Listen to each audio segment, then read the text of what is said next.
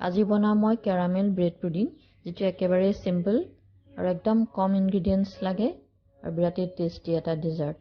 গতিকে আহকচোন ভিডিওটো চাই থাকো কেনেকৈ বনাও। দেখিবলৈ কেনেকুৱা লাগিছে বাৰু, বিৰাটেই ধুনীয়া নহয় জানো? অকল দেখাতেই ধুনীয়া নহয়, খাবলৈও বিৰাটেই ধুনীয়া হয়। খুব ধুনীয়া এটা ডেজাৰ্ট হয় এইটো। আপোনাৰ হাতৰ ব্ৰেড পুডিং যোনে এবাৰ খাইছে তেওঁ বাৰে বাৰে খাবলৈ মন কৰিবই আৰু প্ৰশংসা কৰিবলৈ কেতিয়াও নাপাহৰে। সঁচাই বিৰাটেই এটা টেষ্টি ডেজাৰ্ট হয়। গতিকে এতিয়া ইয়াৰ কাৰণে মই কি লৈছোঁ চাওঁ আহক। মই ইয়াতে লৈছোঁ 8 পিচ ব্ৰেড লৈছোঁ। আপোনালোকে কম বেছি কৰিব পাৰে ব্ৰেডটো। আধা কাপ চেনি লৈছোঁ, কনডেন্স মিল্ক লৈছোঁ 2-3 টেবুল চামুচ, কাজু সৰু সৰু টুকুৰা কৰি লৈছোঁ, এগিলাচ গৰম গাখীৰ লৈছোঁ, এটা কণী। প্ৰথমে ব্ৰেডখিনি ছাইডটো কাটি ল'ম। মই কাটি সৰু সৰু টুকুৰা কৰি ল'ম। 4 টুকুৰা কৰি ল'লে হ'ব। কাটি গৰম গাখীৰত ব্ৰেডখিনি কিছু সময় তিয়াই ৰাখি দিম, অকণমান কোমল হ'বৰ কাৰণে। ইয়াত দেখুৱাৰ দৰে এনেকৈ 4 টুকুৰা কৰি ল'ব ব্ৰেডখিনি, গোটেইখিনি সৰু সৰু পিচ কৰি ল'ব। এতিয়া মই এইখিনি বাউলটোত দি দিম।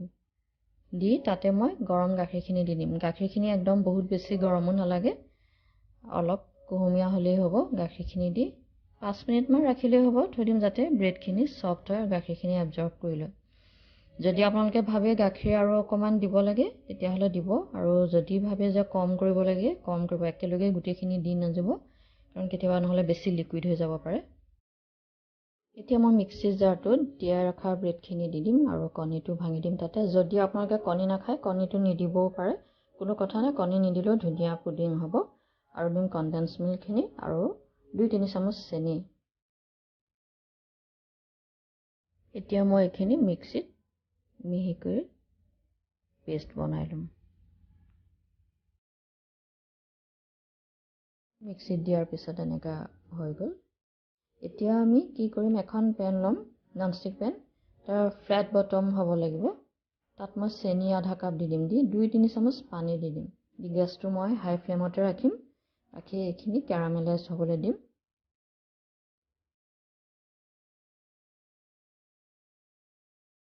চেনিখিনি মেল্ট হ'বলৈ আৰম্ভ কৰিছে আৰু এতিয়া ইয়াতে মই বাটাৰ দি দিম।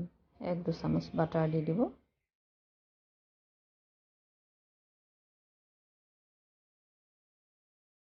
এয়া বাটাৰ দিলোঁ। বেছিকৈ লৰাই নাথাকিলেও হ'ব, কিন্তু ছাইডখিনি মাজে মাজে এনেকৈ কৰি দিব যাতে ক্ৰিষ্টেল হৈ নাথাকে চেনিখিনি। সেইকাৰণে অলপ মাজে মাজে লৰাই দিব। চেনিখিনি এতিয়া কালাৰ চেঞ্জ হ'বলৈ লৈছে আৰু ব্ৰাউন কালাৰ হৈছে, আৰু অকণমান সময়ৰ পিছতেই কমপ্লিট কেৰামেলাইজড হৈ যাব। এতিয়া গেছটো একদম চিমত দিব, হাই ফ্লেমত নিদিব, নহ'লে জ্বলি যাব পাৰে চেনিখিনি। এয়া দিছে, ধুনীয়া কালাৰ হৈছে। এতিয়া অকণমান লৰাই থাকিব এইখিনি সময়। চেনিখিনি কেৰামেলাইজড হৈ গ'ল। এতিয়া গেছ অফ কৰি দিম। দি লগে লগেই যোনটো বাউলত আমি ষ্টিম কৰিম সেই বাউলটোলৈ কেৰামেল চচখিনি বাকি দিম, আৰু খুব সাৱধানেৰে বাকিব, বিৰাটেই গৰম হৈ থাকে, গতিকে সাৱধান হোৱাটো দৰকাৰ। এইখিনি বাকি দি আমি বাতিটো চাৰিওফালে চচটো স্প্ৰেড কৰি দিম, যাতে সমানেই চবফালে লাগি যায়, গোটেইফালে চাৰিওফালে। এনেকৈ কৰি বিৰাটেই গৰম বাউলটো হাতত লাগি গৈছেগৈ। এয়া দিলোঁ। এতিয়া এইখিনি যোনখিনি ব্ৰেডৰ মিক্সিত পেষ্ট কৰি লৈছিলোঁ, পিউৰি বনাই লৈছিলোঁ, সেইখিনি ইয়াতে দি দিম। দি কাজুখিনিও দি দিম। দি পেলাই এটা কুকাৰ ষ্টেণ্ড দি অলপ পানী দিব, দি পেলাই এনেকৈ ষ্টিম কৰিম। আপোনালোকে কুকাৰ নহ'লে কেৰাহীটো ষ্টিম কৰিব পাৰিব, কিন্তু কেৰাহীত অকণমান সময়টো বেছি লাগে, সেইকাৰণে মই কুকাৰেই ব্যৱহাৰ কৰোঁ। কুকাৰত দি একদম ষ্টিমত দি দিব। দি 3-4টা চিটি মাৰিলে অফ কৰি দিব। কুকাৰত চিমত দিলে প্ৰায় 15-20 মিনিটতে হৈ যায়, কিন্তু চিমতে ৰাখিব, হাই ফ্লেমত নিদিব। তেতিয়া মোৰ এয়া 15-20 মিনিটৰ ভিতৰতে মোৰ ধুনীয়াকৈ হৈ গ'ল। এতিয়া ঠাণ্ডা হ'লত, ঠাণ্ডা মানে কমপ্লিট ঠাণ্ডা হোৱাই নাই, কিন্তু এক্সাইটেড চাবৰ কাৰণে কেনেকুৱা হৈছে, সেইকাৰণে অলপ গৰম হৈ আছে।